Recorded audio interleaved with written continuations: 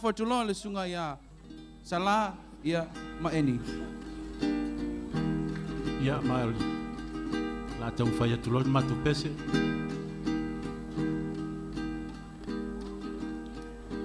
no tu ai wa fa afetai ono lo wa lofa ya samo mauna tangata wa eta ina mai ile tele one tausanga olo sa olo tonga olo tofi mai le langi na fola sia iluma ole atua male tangi ole nei ua tasa olo to aio Samoa watu to atasi watu ai wafa fetai onolo walofa ya Samoa maona tangata wa eta ita ina mai ile tele one tausanga olo usa olo tonga olo tofi mai le langi na fola sia iluma ole tua male tangi ole nei ua tasa oloto aio Samoa watu to atasi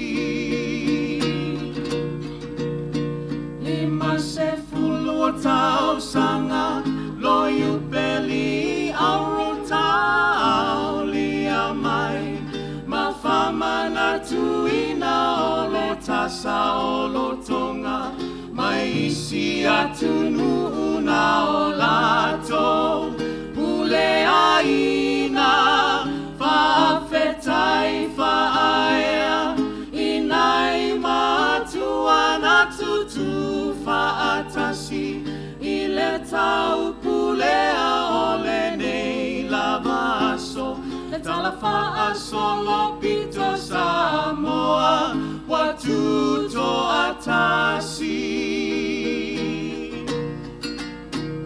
avele fa amalo inai tua analato wasa leva ofita ile tau mafainga ole saolo tonga Samoa matangata uma lo uatunu pele mawo fai mai sia ole mua mafa fetai ole ne wataunu ole fa amoe moe fa amalo le tapua inga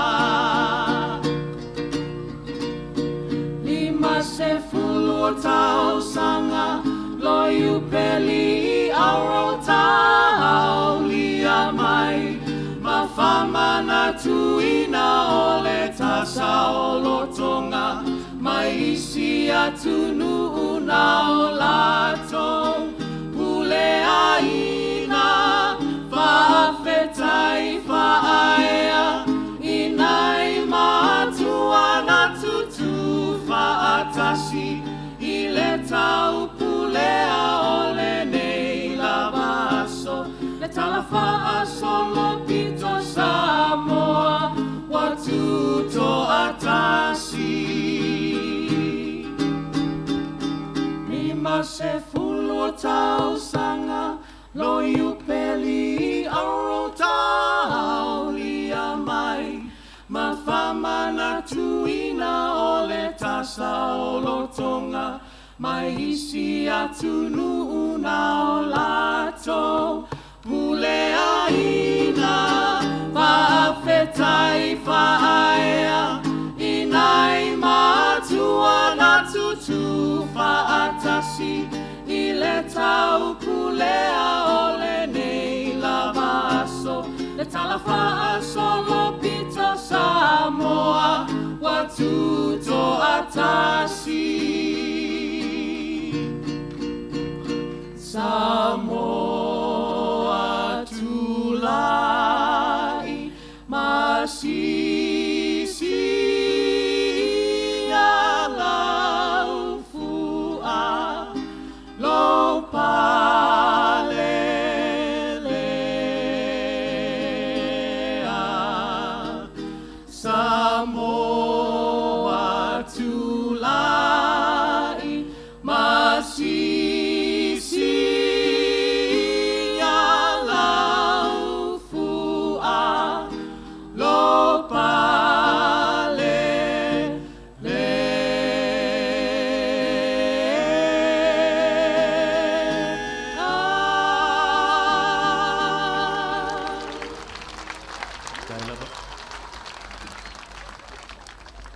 Fionga i whamasino, fionga ia sala, ia malisunga ia eni, ia malitamai tayo Adeline Hankin Laumua.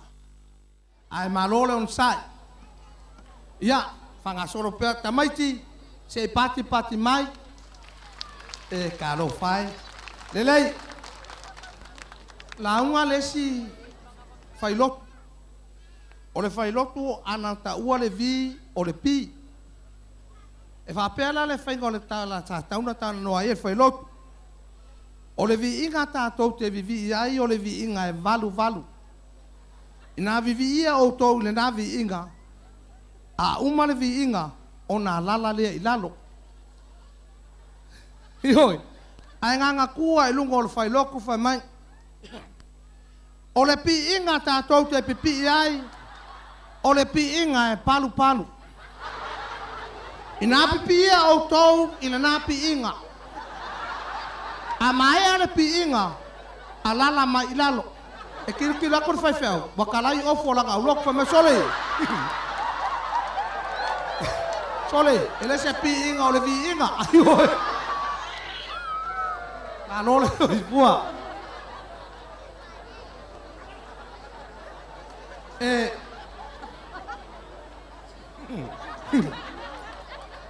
Ia o tātou mawale a nganga o le 5,000. Ioe, o pō whape ua o māsani ai. E mawhai fo ana pepelo e le ki ngā o le ainga ka maula inga ka oko aku se mako o maka mai. A mai lo ta mai ti whapiko mai luma. Ai le lopo anga kalango e kua. So le so ia ko ke ola le anga whape ngā. Masala wau tau whafafonga so o le solo nei. Sa malo ai le si tamatiti le atoa no na mawhau. Ai ao na whafonga mai la to tau mawhaiat. Whafonga mai o tato atonu i lunga o tu pi. Ia ai mai se foi o tato TV. Ia la to tau mawhaiat. Polo. Polo.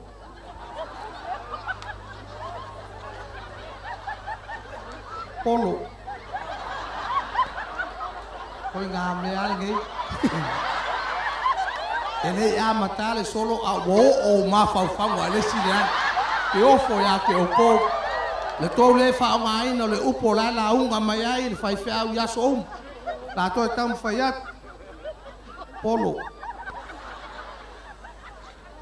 Polo. Polo.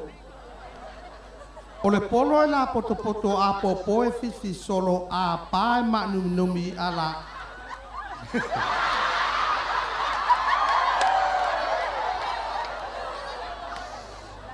Masalo lo to saule lu mai foi la tu pele mo mal minsta. La o fiong al minsta to tu tua e lunga la ka kupe fa mon. La ko rock. Polo. O le polo la poto a popo e fifi solo a pae ma num a kiki e o soso a la ina o mo a malo pe o so popo a susu e fiti manofo.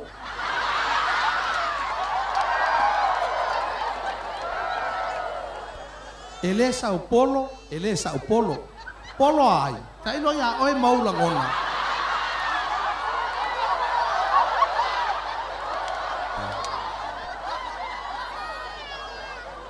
Polo ai, tai no ya oi maula ngona. O le polo, o lo fai ai ta longa, ia vai lai ai.